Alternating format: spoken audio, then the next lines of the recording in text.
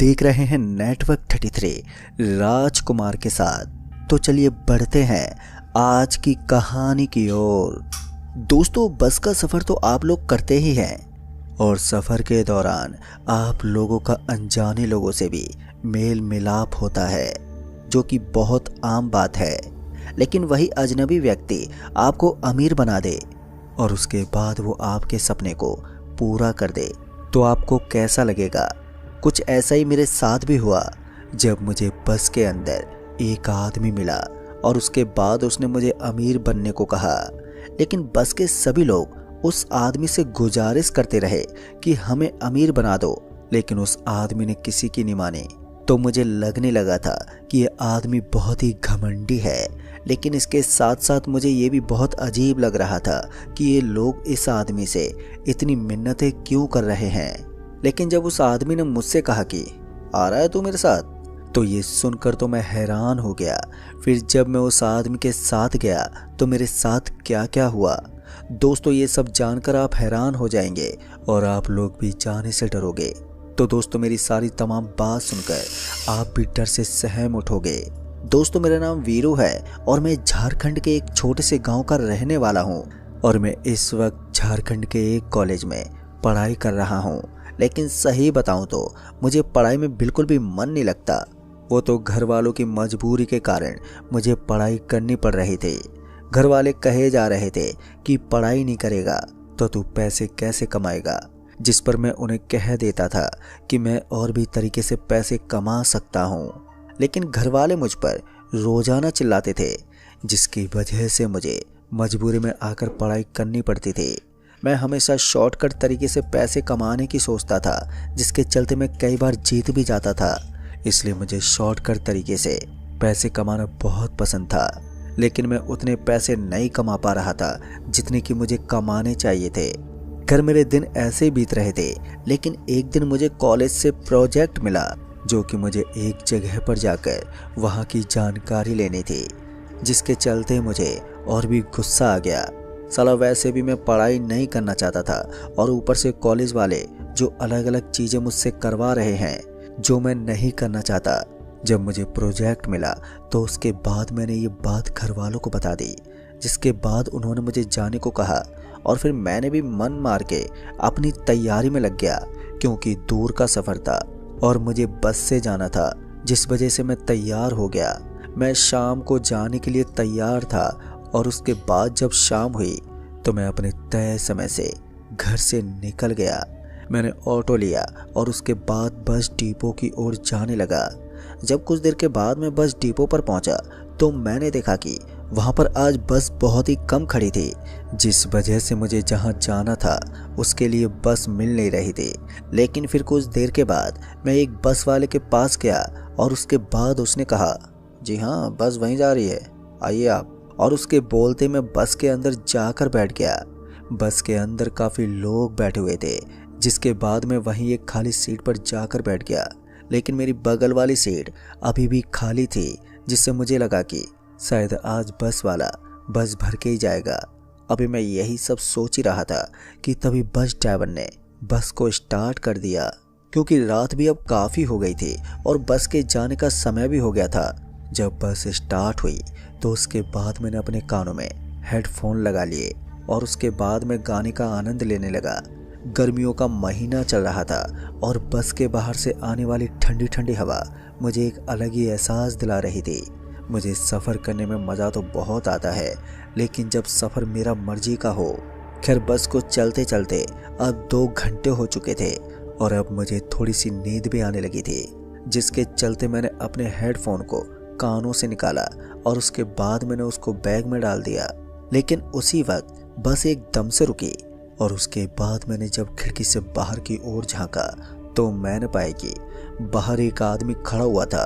उस आदमी के लिए बस को रोका गया था और जब वो आदमी बस के अंदर चढ़ा तो उसके बाद बस वाले ने बस को फिर से स्टार्ट किया। लेकिन जब वो आदमी मेरे पास आकर बैठा कि तभी बस में बैठे लोग उस आदमी के पास आकर बोलने लगे कि भाई हमें भी अमीर बना दो।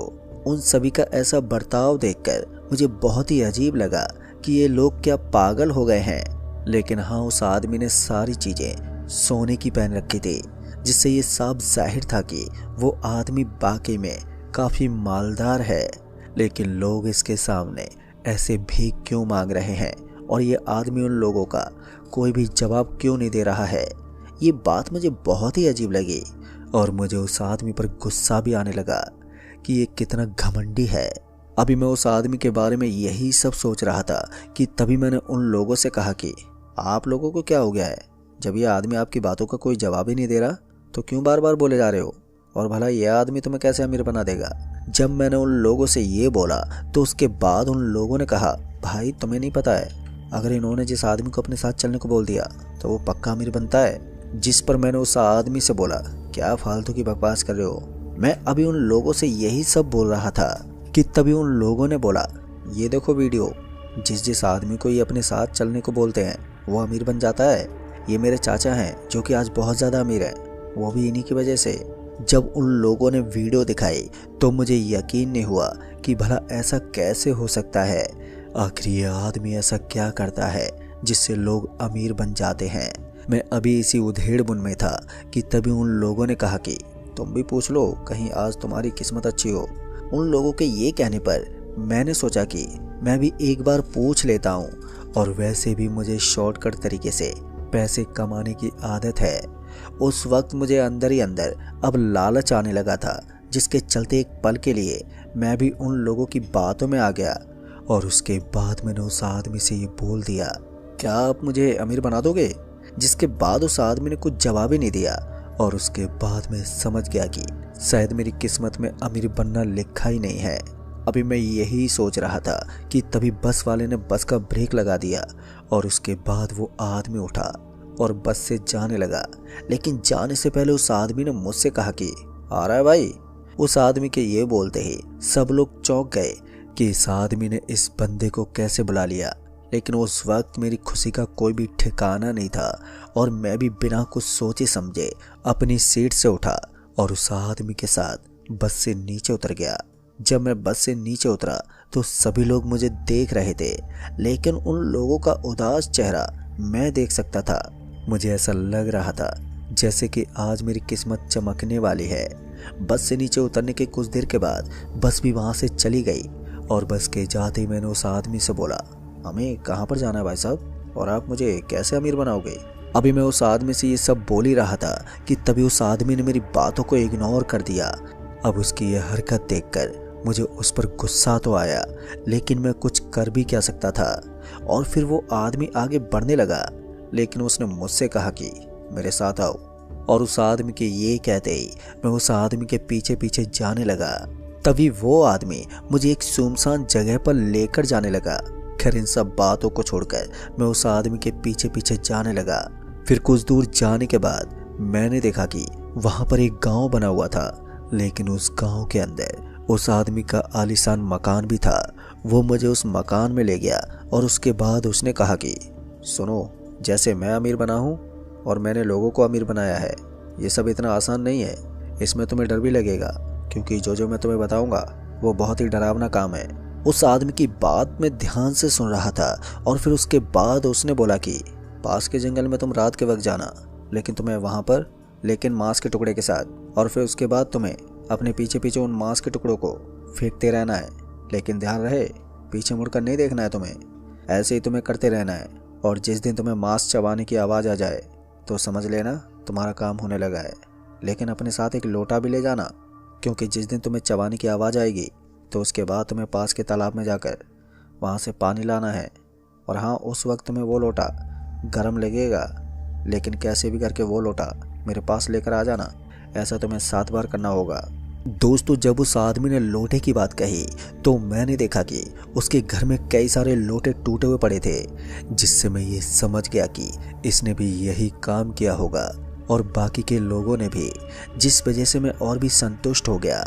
इस काम को करने के लिए मैंने उस आदमी को हाँ बोल दिया और इसके बाद मैंने उससे कहा, लेकिन मैं रहूँगा कहाँ पर? जिस पर उसने बोला कि जब तक तुम्हारा काम नहीं हो जाता तब तक तुम मेरे साथ ही रहोगे। जिस पर मैं और भी ज़्यादा खुश हो गया कि चलो रहने की व्यवस्था तो हो गई। घर वालों को मैं फ़ोन करके बता दूंगा कि मुझे आने में अभी समय लगेगा। घर वालों को ये खबर करने के बाद मैंने उस आदमी से बोला कि कहिए भाई साहब, अब मैं तैयार हूँ काम करने के लिए। तभी उस आदमी ने कहा, ठीक है चलो, कल रात के वक्त में मांस के टुकड़ों को लेकर के वहाँ जाना है और उसके बाद वही करना है जो तुमसे मैंने बोला है। और याद रहे, पीछे मुड़कर नहीं देखना है। ये गलती भूल से भी मत करना, नहीं तो इसका अंजाम बहुत बुरा हो सकता है। उस आदमी की बात सुनने के बाद मुझे थोड़ा डर तो लगा, लेकिन बात अब अमीर बनने की थी, जिसके चलते मैंने उससे हाँ बोल दिया। और फिर सुबह के बाद रात हुई तो उसके बाद उस आदमी ने बोला, ये लो। तभी उस आदमी ने मुझे मांस के टुकड़ों से भरा एक झोला थमा दिया और उसके बाद एक लोटा भी, जिसके बाद उसने कहा कि जाओ अब। उस आदमी के ये बोलते ही मैं वहां से चल दिया। और जब मैं बाहर निकला तो बाहर का माहौल बहुत ही शांत नजर आ रहा था। ऐसा लग रहा था जैसे कि यहाँ पर कोई रहता ही ना हो। खैर, इन सब बातों को छोड़कर मैं उस जंगल की ओर बढ़ने लगा।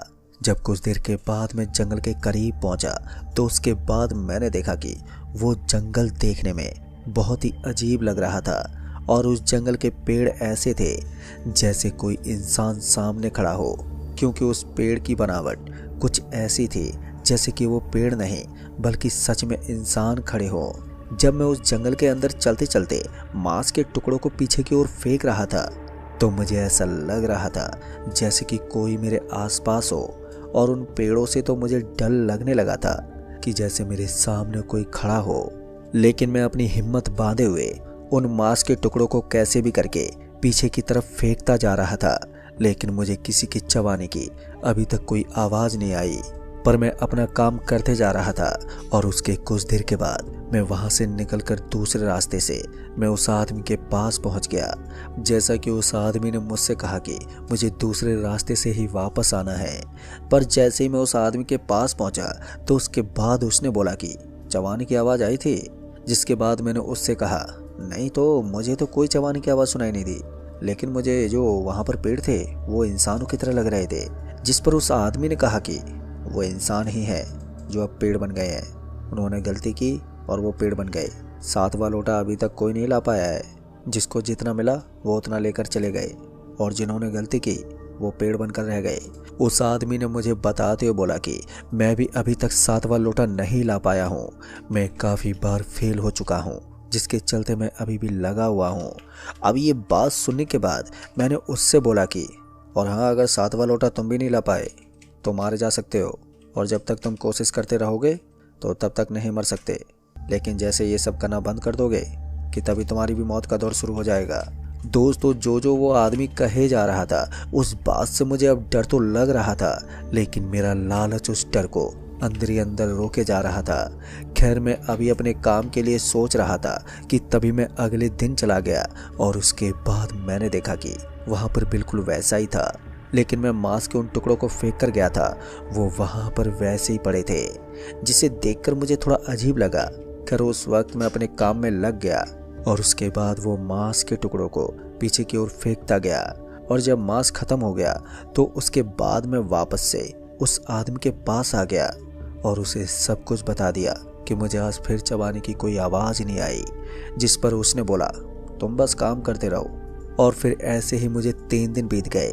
फिर उसके बाद चौथे दिन जब मैं वहाँ पर गया तो फिर मैंने देखा कि अब मुझे चबाने की आवाज़ें आने लगी थी। अब ये सुनकर मेरे तो कान ही खड़े हो गए थे। मुझे ऐसा लगने लगा था जैसे कि आज मेरा काम पूरा हो जाएगा। मैं उसी वक्त लोटे को लेकर उसी तालाब के पास गया, और उसके बाद जब मैंने वो तालाब देखा तो वो तालाब बाकी तालाबों से पूरी तरह से अलग था। खैर, मैंने लोटे से तालाब का पानी लिया और उसके बाद मैं जाने लगा, लेकिन लोटा अचानक से बहुत गर्म हो गया, जो कि बहुत ही अचंभा वाली बात थी। मुझे वो लोटा अब गर्म लगने लगा था, जिसके चलते मैं जल्दी जल्दी उस आदमी के घर की ओर जाने लगा। जब कुछ समय बाद में उस आदमी के पास पहुंचा तो उसने सीधा बोला कि आज आवाज़ सुनाई दी थी। जिसके बाद मैंने वो पानी से भरा लोटा उसे दे दिया। जिसके बाद उसने बोला, तुमने लोटे के अंदर नहीं देखा? जिस पर मैंने उससे मना कर दिया। और फिर मैंने जब लोटे के अंदर देखा तो मैंने पाया कि लोटे के अंदर तो सही में सोना था, जिसे देखकर मेरी खुशी का कोई भी ठिकाना नहीं रहा। अब मैं उस सोने को अपने हाथों से छूने लगा था, जिससे मुझे ये लगने लगा था कि अब तो मैं बहुत ही अमीर बन जाऊंगा। लेकिन उस आदमी ने बोला कि ये तो अभी तुम्हारा पहला पड़ाव है, अभी तो तुम्हें 6 पड़ाव और पार करने हैं। जिस पर मैंने उससे कहा अगर मैं इसी को लेकर चला जाऊं तो, जिस पर उसने बोला कि तुम ज़्यादा दिन तक नहीं जी पाओगे। अब उस आदमी की ये बात सुनने के बाद अब तो मुझे ऐसा लग रहा था जैसे कि मैं फंस गया हूँ। लेकिन मैंने उस आदमी से बोला कि मैं पूरी कोशिश करूँगा, लेकिन नहीं हुआ तो मैं आपको बता दूंगा। जिस पर मैंने वही किया। मैंने पूरी कोशिश की, लेकिन मैं 5 लोटे तक ही पहुंच पाया और उसके बाद मेरे अंदर अब क्षमता नहीं थी, क्योंकि अब मेरा शरीर टूटने लगा था।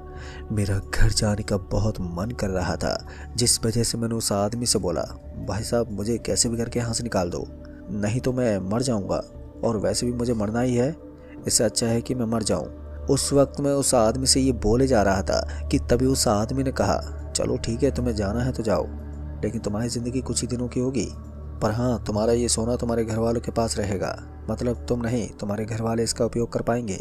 तभी मैंने उस आदमी से बोला कि कोई रास्ता नहीं है मेरा बचने का।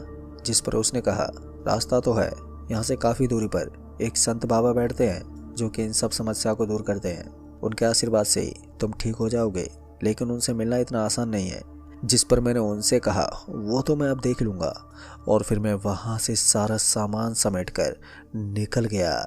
और फिर जब मैं उन संत बाबा के पास पहुँचा तो मैंने देखा कि वहाँ पर वो संत बाबा मुझे नहीं मिले, और वहाँ के लोग मुझे उनसे मिलने नहीं देते, कोई ना कोई बहाना बनाकर मुझे बाहर ही रखे हुए थे, जिसके चलते ऐसे मुझे कुछ महीने बीत गए और मैं उनकी आस में बैठा रहा। मेरा शरीर अब बदलने लगा था और उसके बाद मुझे लगने लगा कि अब मेरी मौत तय है।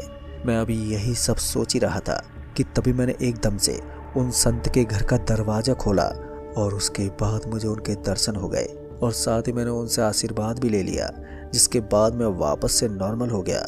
और फिर मैं सीधा अपने घर पहुंचा, जहां मेरे घर वाले बहुत ही परेशान थे। अब वो मुझे देखकर बहुत ही ज़्यादा खुश हो गए, और जब मैंने उन्हें वो सारा सोना दिया तो उसके बाद से हम लोगों की ज़िंदगी बदल गई।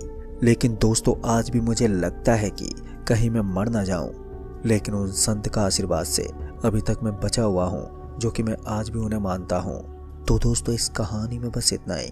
कहानी आपको पसंद आई हो तो वीडियो को लाइक शेयर कमेंट जरूर कर दें। तो मैं आपका दोस्त राजकुमार जल्द ही मिलूंगा, तब तक के लिए बाय एंड टेक केयर।